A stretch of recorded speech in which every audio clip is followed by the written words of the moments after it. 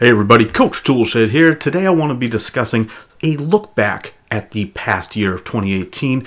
This is not a best of games list or a worst of list. This is just sort of a general overview of the gaming landscape at the end of 2018, and I want to take a look forward into 2019 and see what we have in store for the future. So I hope everyone had a great day. I know a lot of people are celebrating a holiday around the world today. Some of you maybe aren't, but I know a lot of us are. So I hope everyone had a great day, and let's just jump right into the topic at hand today.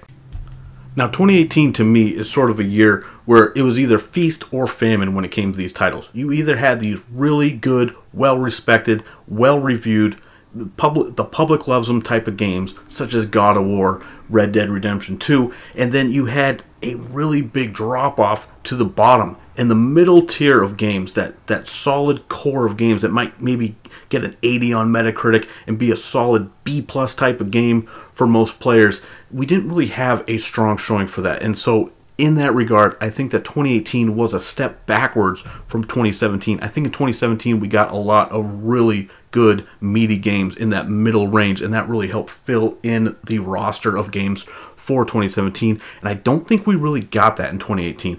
There was a lot of games, like I said, that really stood out and got great review scores, and then you just had this massive drop-off. Between, say, 85 and 70, there's really not a lot of games that resided in that middle range. It was, like I said, either feast or famine this year, and you saw a lot of live service, games as a service type games come out and stumbled immediately out of the gate, such as State of Decay 2, Sea of Thieves, and of course Fallout 76, the biggest catastrophe we've seen in years. Also, you had games like Battlefield 5 just come out and totally fizzle, and that had to do more with the marketing campaign than the game itself, but from what I've heard, the game itself is also kind of trash. So, the fact that we didn't really have that middle core of games, I think sort of takes 2018 down in my book. I would say this year definitely finishes behind stronger years like 2017 and 2015, but I would say it's better than 2014, which was really just a horrendous year for games, honestly. 2018, rather, I think what was decently strong, though. We did get some really good top-end games, and we had a lot of indie games that came on at the end of the year, and even some VR games that I personally really enjoyed that I would put near the top of my list for games of the year, which is very interesting because I really was not into VR very much at all this year, but some of my favorite games this year were certainly in the VR realm. 2018 also marked the first time in a long time where the fans finally seem to have gotten a little foot in the door when it comes to making a pushback against these major publishers, and that is very encouraging to see. You're starting to see more and more companies, at least the ones who are aware enough of what's going on around them, start to understand that they can't keep pushing the consumers relentlessly and driving their hands into our wallets. It's just not sustainable. And of course you have the big companies like EA and Activision and now Bethesda who just can't seem to figure this out, but you are seeing more and more companies starting to figure out, yes, okay, we can't just push these people relentlessly forever, which is a good sign. Now, a lot of people will say that started last year with the Star Wars Battlefront 2 fiasco, and I would agree.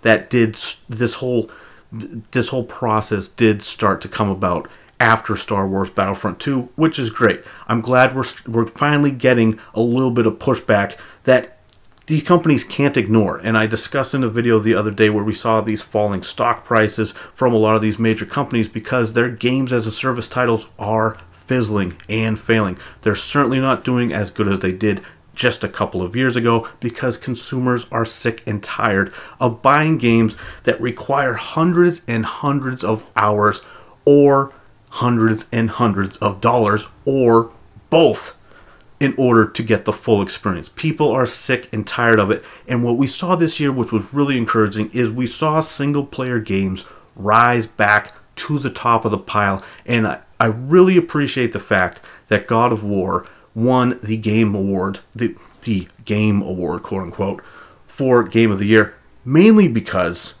it was a game that didn't come with microtransactions. and it didn't even try to sell you DLC. And I think that is so important, and the game was hugely successful. Critics and fans alike enjoyed that game. That's one of the few games this year where you will see critic scores and player scores almost lined up. You will see a very small disparity when it comes to the review scores from both critics and users, as compared to some other games where you'll see major differences in fluctuations in the score.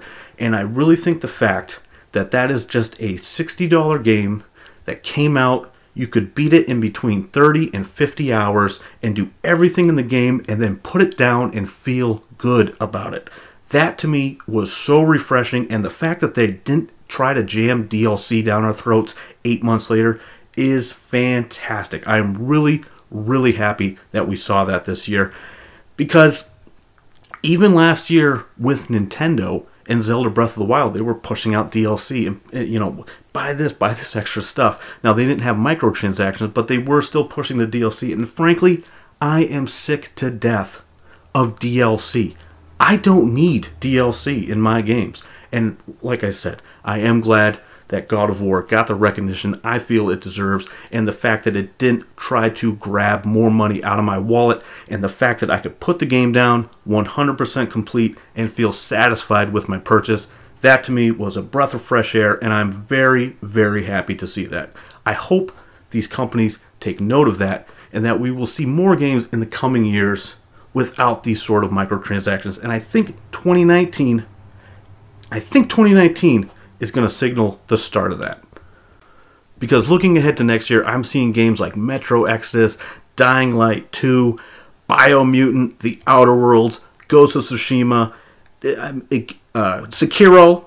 I mean, these are all games that I think are going to be really, really strong. At least I'm looking forward to them. I hope at least a few of those games turn out to be hits, and I hope a lot of those games end up being high quality. And there's a lot of other games too. There's some smaller games like The Sinking City, which really has me interested in the theme of that game. That's sort of a title that most people aren't really aware of. That's something that I'm looking forward to checking out. And of course, you got a lot of the Sony exclusives. Now, we don't know exactly when all these games are coming out. We know that Days Gone's supposed to be coming out earlier in the year, and I think that game will also be pretty decent. I think that's the sort of B tier, 80 on Metacritic type of game that's the sort of filler game that we need to really make it a strong year overall. And of course, you might see Last of Us 2. You might see Cyberpunk 2077. I personally don't think we're going to see it next year. I think that's going to be a 2020 game. I know there's rumors, some people thinking it's going to be coming towards the end of the year. Like I said, I'm personally not holding out hope for Cyberpunk 2077 for next year. I think that's going to be 2 years away. But I do think actually that we will see Last of Us 2 next year, mainly because Naughty Dog has been putting out some sort of stealth promotional material over the last couple months, sort of building up to it. They released an Avatar pack. They had a theme come out recently, and they just had a few other promotional, some under-the-radar promotional stuff happening in the last few months. So I think we might see that game. And of course, outside chance you might see stuff like Death Stranding. Not really sure about that. And we're supposed to see games like Code Vein. That game also sort of interests me, sort of a Dark Souls anime type game. So that is all stuff that I think is really interesting going forward. Now, of course, you're still going to have your live service games. You have Anthem, The Division 2, which I don't know how those games are going to coexist necessarily coming out so close to one another, because that is a very similar type market. So personally, I think one of those games is probably going to fall flat on its face, and it might be Anthem. Now, I'm probably going to be taking a look at that. I am sort of split on that because of my feelings about EA at this point. I really don't want to give them any of my money or support them financially. However, I don't really want to see BioWare go under either. I think that's a studio that might still have something under its hood, but honestly, the trajectory they've been going over the last couple of years, I don't really hold out much hope for that happening. And if Anthem doesn't hit, well, that might be curtains for BioWare. So they really need that game to hit. But I don't know. Like I said, I really just don't want to give EA the money. And I've already talked a few times about Ubisoft and The Division 2 and sort of the dirty monetization practices they're using there. And that's why the list that I just gave you previously, that's a lot of games there. The games like Metro Exodus, Dying Light 2, Sekiro. These are games that shouldn't have microtransactions. They shouldn't have that always online necessity where they're going to be trying to keep reaching into your wallets. And I'm hoping that that stays true. I'm hoping that they don't jam microtransactions into any of those games, and I think we will have a nice full roster of games by the end of the year. That's something that I'm really looking forward to. I'm thinking 2019 could possibly be the best year we've seen this generation, even surpassing 2015 and 2017. Now that's just me being wildly optimistic. I know it's unusual for me, but I think there is a lot of promise next year, more so than we've seen. Certainly, I'm more excited for 2019 than I was for 2018. At the beginning of the year last year, I didn't know. There really wasn't too much coming out that I was really excited about. And turns out by the end of the year, there still wasn't too much that I was all that excited about. I think this year really was a step back, sort of a mediocre year, and we'll have to see what happens moving forward. Also moving forward, I want to put out a challenge to you and me personally. And that challenge is, let's all be smarter with our money. Let's not just rush out and buy these games hand over fist. Certainly, no pre-orders. There's no need for it. Don't buy season passes. There's absolutely no need for it, because at best you're going to save a couple of bucks. Wait until the content's already out. I learned my lesson finally last year. I am done with these season passes. I learned my lesson hard with Far Cry 5 because that season pass was abysmal. And yes, I got burned on that. I'll freely admit to that. And I hope that everyone will just be a little bit more frugal with your spending. I know I've talked to a lot of you, and this is a problem for me too. We all have backlogs of games that are just a mile long. I was looking at my PlayStation and my Xbox this week. I'm looking, and I just saw game after game after game, probably dozens of games that I haven't even started. I haven't even turned on. They're just sitting there on my hard drive, ready to play. I legitimately could probably go 2 or 3 years without buying another game and still have fresh games to play. So my goal for next year is to not buy as much. Now I'm still going to want to buy games to cover them for the channel, so it's something that I'm going to have to try to balance out personally. But for you guys, people who aren't worried about making any content, people who aren't going to be doing reviews or anything like that, just find some people that you trust. Find a couple channels that you trust. I don't trust these mainstream review sites. I don't trust the games journalist types to give me an accurate portrayal of a game in 2019, because they are just failing miserably at every step. But I think there's a lot of good YouTubers that provide much better insight into the game itself. So my suggestion is find a few YouTubers that you align with, or ones that at least you know where they stand on certain types of games, so you can sort of fall in line, and maybe that's the best way to go. That's what I would recommend. But my main thing is we have to stop rewarding these companies for gouging our wallets. Don't buy their games. Don't buy their microtransactions. Stop buying cosmetic skins. We don't need them. We need to teach these companies that they can still make plenty of money by providing us with a solid experience. And you want to know what else? This goes out to all the game makers out there. Guys, you can stop making every game an open world that takes 100+ hours to beat. Once again, I'm going to go back to God of War. That was a game you could beat in just a few dozen hours. Under 50 hours, you could do everything in the game and put the game down and you're done. And that to me is a much more inviting experience than another game where I turn on the screen and I know it's going to take me 2 to 3 months just to get through this game.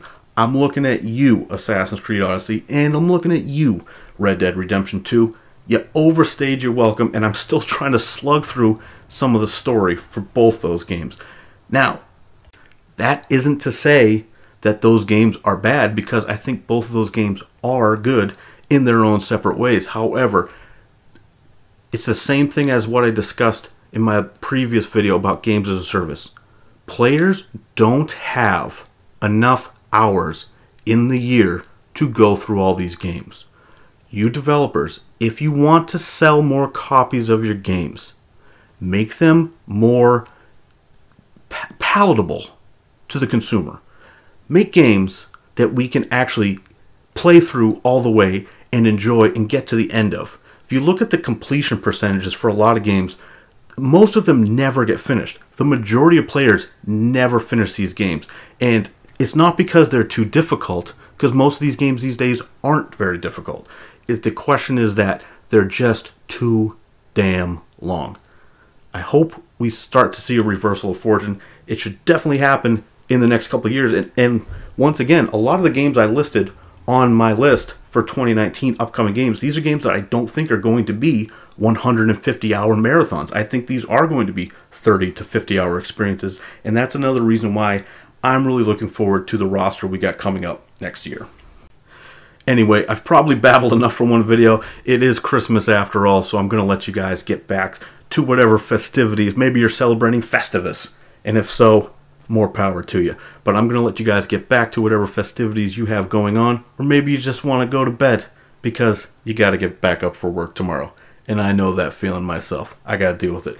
So anyway, I'm going to let you guys go. I got some more videos I got planned for the end of the year, but hey, I want you guys to give me a little bit of feedback. Tell me which games especially you want me to focus on next year. Do you want me to start looking at some of these games as service titles? You want me to start doing some more exploration into games like Anthem? Or do you want me to ignore those entirely and go towards sort of the games that I mentioned earlier? Your Metro X's, your Dying Light 2s, that sort of thing. Because those are the games that I am more interested in, but I also think it's going to be important to look at some of these games as service titles, because I'm sure they're going to be pulling some sort of nonsense, and that sort of stuff does need to get called out. I think what we saw with Fallout 76 this year, and the fact that they just screwed up everything at every single angle, and it's getting rightly hammered for it, I think this is going to serve as a huge, huge warning sign to a lot of companies moving forward that they cannot keep releasing these broken, buggy messes of a game that simply don't function, and additionally try to rip extra money out of our pockets. I'm hoping some of these companies finally wise up. We'll see what happens. But anyway, I'm going to let you guys go.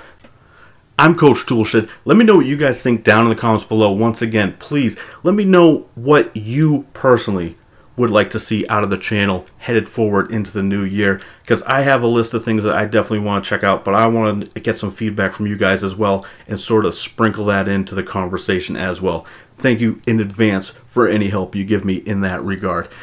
So with that, I'm going to let you go. Please subscribe if you want to stay in tune with the channel headed forward, and as always, keep it turned to 11.